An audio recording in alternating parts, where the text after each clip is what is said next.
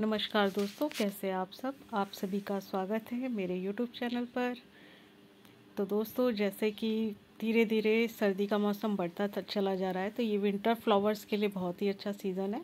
तो जितने भी आपके पास अगर गुलदाउदी के पुराने प्लांट्स हैं, चाहे आपने उनकी केयर की है या नहीं की है, देखिए कैसे खुद ब खुद ही अपने आप इसमें बड बन रही है और साथ ही साथ अच्छे से फ्लावरिंग भी स्टार्ट हो गई है। और दूसरे प्लांट की अगर हम बात करें, जैसे अपराजिता, तो अभी पूरी तरीके से डॉर्मेंसी पे तो नहीं गए हैं। बहुत ज़्यादा जब जनवरी में ठंड पड़ेगी तब हमारे दिल्ली साइड एरियाज़ में काफ़ी कड़ाके की ठंड पड़ती है, तो उस समय कभी कभी जो ये प्लांट्स होते हैं अपनी पत्तियां गिरा देते हैं, लेकिन कुछ समय बाद अपने आप से दोबारा से हरे भरे हो जाते हैं। तो ज़्यादा हमें डॉर्मेंसी में ज़्यादा टेंशन लेने की ज़रूरत नहीं होती। गुड़हल पे जो देसी गुड़हल की वैरायटीज़ होती है उसकी भी पत्तियां कुछ थोड़ी सी, ये कह सकते हैं कि न्यू ग्रोथ नहीं होती, पर ऐसा नहीं है कि प्लांट पूरी तरीके से डाई हो जाए। तो इसी विंटर प्लांट्स में अगर हम एक बात करें रोज़ प्लांट की, तो रोज़ वैसे तो एक परमानेंट प्लांट है। हाँ, जो रोज़ की हाइब्रिड वैरायटी होती है वो ज़्यादातर विंटर सीज़न में ही अच्छे से फ्लावरिंग करती है। और मेरे भी हाइब्रिड के ऑरेंज और येलो दोनों ही प्लांट्स, क्योंकि वो सबसे पहली दिक्कत ये रहती कि रेड सॉइल में थे। तो दोस्तों, बात करती हूँ आज देसी वैरायटी है रोज़ प्लांट की। तो अगर अभी आप भी अपने गार्डन में अगर रोज़ का प्लांट ऐड करना चाहते हैं, तो एक ये देसी वैरायटी, और इसकी क्या खासियत रहती है वो मैं आपसे इस वीडियो में शेयर करती हूँ। कि देखिए, मेरे पास एक प्लांट था, और इस प्लांट्स की अब अगर मैंने कुछ दिन पहले इसको रिपोर्टिंग कर दी थी, क्योंकि अब आगे आने वाला सीज़न जो है विंटर सीज़न, पूरे इसमें ये भर भर के फ्लावर देगा। और देखिए, इसमें नई नई पत्तियाँ आ रही हैं, रेड कलर की पत्तियाँ आ रही हैं, और कितनी सारी इसमें बर्ड भी बनी है। हालांकि फ्लावर तो फ़िलहाल एक ही खिला हुआ है, लेकिन अगर मैं इस प्लांट की ग्रोथ आपको दिखाऊं तो बहुत ही हेल्दी ग्रो कर रहा है ये। और इसकी एक कटिंग भी मैंने जब रिपोर्टिंग की थी तो साथ ही साथ इसी प्लांटर में ग्रो कर दी थी, और ये कटिंग भी इसमें अच्छे से ग्रो हो गई है, और इसमें भी अब एक बर्ड बनी हुई है। तो अगर अभी मैं इसे अलग कर लूँ तो मेरा एक ये नया प्लांट तैयार हो गया है। तो आज की इस वीडियो में मैं आपसे अपनी देसी वैरायटी की ही बात करूंगी कि अगर आप कम केयर में, और आप चाहते कि एक बार लाने के बाद आपके गार्डन से रोज़ का प्लांट ना जाए, तो आप बेझिझक होकर ये जो देसी वैरायटी है इसको आप ये चूज़ कर सकते हैं। साथ ही साथ आती है मिनिएचर वैरायटी, उसका प्लांट भी आपको मैं दिखाऊंगी। उससे पहले मैं अपने प्लांट की कंडीशन दिखा रही हूँ आपको। और ये इस जगह पर रखा हुआ है जहाँ पर इसको सिर्फ मॉर्निंग की 1-2 घंटे की धूप मिलती है। हालांकि टेरेस पे रखा हुआ है, लेकिन एक दीवार है जिसकी वजह से पूरे दिन की इसे धूप नहीं मिलती है। तो इस जगह पर ये प्लांट बहुत अच्छे से ग्रो कर रहा है, क्योंकि जो हमारा रोज़ का प्लांट होता है इसको थोड़ी सी जो ठंडक होती है ये पसंद करता है। और ये देखिए, एक ये मैंने कटिंग जब एक प्लांटर खाली किया था, ये ऑरेंज वाले प्लांट में से कटिंग है, लेकिन इसकी जो लीव्स हैं वो 5 हैं। तो जब तक इसमें फ्लावर नहीं आता तो मैं नहीं कह सकती कि जो हो सकता है कि ये मेन प्लांट है, या जो शक्कर वाली जो स्टेम्स निकल आती है कहीं वो ना ग्रो हो गई हो। तो अभी फ़िलहाल ये, तो अगर आपके पास भी रोज़ के प्लांट्स हैं तो सबसे अच्छा समय है कि आप इसकी सबसे पहले तो कटिंग्स ग्रो कर लीजिए।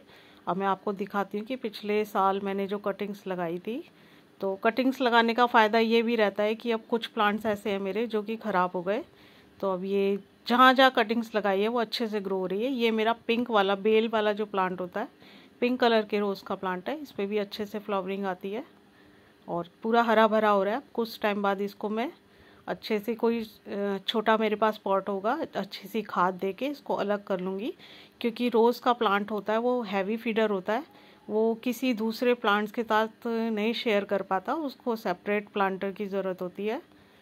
तो साथ ही साथ मैं आपको यही कहना चाहूँगी कि अगर आपको चाहिए कि आप एक बार लाएं और दोबारा आपको प्लांट ना ख़रीदना पड़े, तो आप देसी वैरायटी को चूज़ कीजिए। और गर्मी में भी इसके फ्लावर्स आते हैं, लेकिन फ्लावर का साइज़ बहुत छोटा हो जाता है। और ये मेरा वाइट कलर का मिनिएचर है, जो प्लांट तो पूरा हरा भरा है, लेकिन इसके अंदर फ्लावरिंग नहीं हो रही है। हालांकि मैंने इसकी रिपोर्टिंग भी कर दी थी। तो आप देखिए कि अभी इस समय अगर हमारे पास भी कुछ इस कंडीशन के प्लांट्स हैं, तो मेरे एक तो ये जो मेरे गार्डन में ये जो जिसे अमृत बेल कहते हैं, इससे मुझे बहुत परेशानी हो रही है। हर जगह पर ये प्लांट्स को पता भी नहीं चलता और इस तरीके से जकड़ लेती है, और इसे अपने प्लांट से हटाना बहुत ज़रूरी है, अदरवाइज़ पूरे प्लांट को ख़राब कर देती है। तो अगर आपके प्लांट में भी सबसे पहले तो ये अगर शक्कर वाली जो स्टैम्प्स निकली हुई है इन्हें कट कर दीजिए, और इनकी पहचान आप ऐसे कर सकते हैं, ये जैसे आप देख रहे हैं बाकी सभी का कलर अलग है, और ये जो शक्कर वाली जो स्टैम्प्स है वो ग्रीन होती है और उस पर कांटे भी नहीं होते हैं, तो आप इनको कट कर लीजिए। साथ ही साथ ये जो सूखी स्टैम्प्स हैं इन्हें कट कर दीजिए।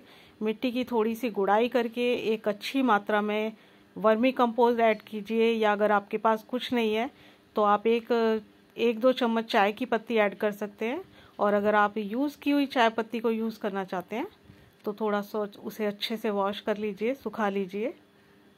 तो अगर ये कुछ वर्क अगर हम अपने रोज़ के प्लांट्स पे कर रहे हैं तो बहुत अच्छी सी, हालांकि मेरे सभी प्लांट्स में अभी फ्लावरिंग तो स्टार्ट नहीं हुई है, एक ही प्लांट है जो अच्छे से फ्लावर दे रहा है, और एक ये मिनिएचर वैरायटी का जो दूसरा, और जहाँ पर भी जिस जगह भी इसकी कटिंग्स लगाई है एक ही प्लांट था मेरे पास देसी वैरायटी का, और वो काफ़ी अच्छे से ग्रो कर रही है।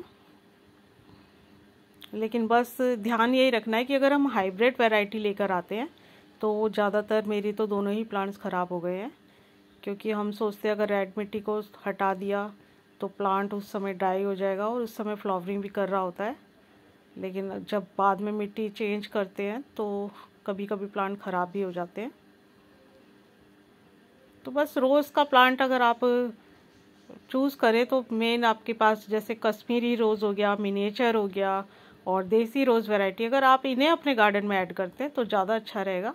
और समय समय पर जैसे जैसे प्लांट की ग्रोथ होते जाए तो आप इसको मल्टीप्लाई इजीली कर सकते हैं, और बहुत अच्छे से इसकी कलम ग्रो हो जाती है।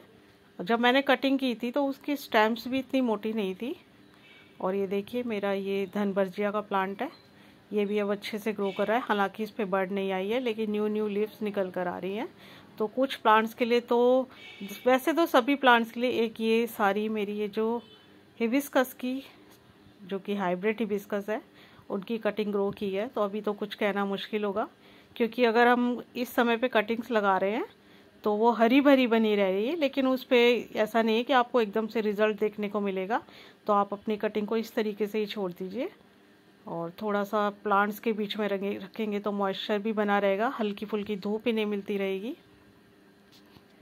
ये देखिए ये जो मैंने एक गुड़हल की और ये जो पीछे अपराजिता की कटिंग्स करी थी, और इसकी स्टेम से आप देख सकते हैं कि 2-3 आपस में लिपटी हुई है, और जब ये प्लांट तैयार होगा तो ये बॉन्साई की तरह तैयार होगा, और इस पर भी न्यू ग्रोथ आ रही है। तो फ्रेंड्स आज के लिए इतना ही, मिलते हैं नेक्स्ट वीडियो में। Bye and take care.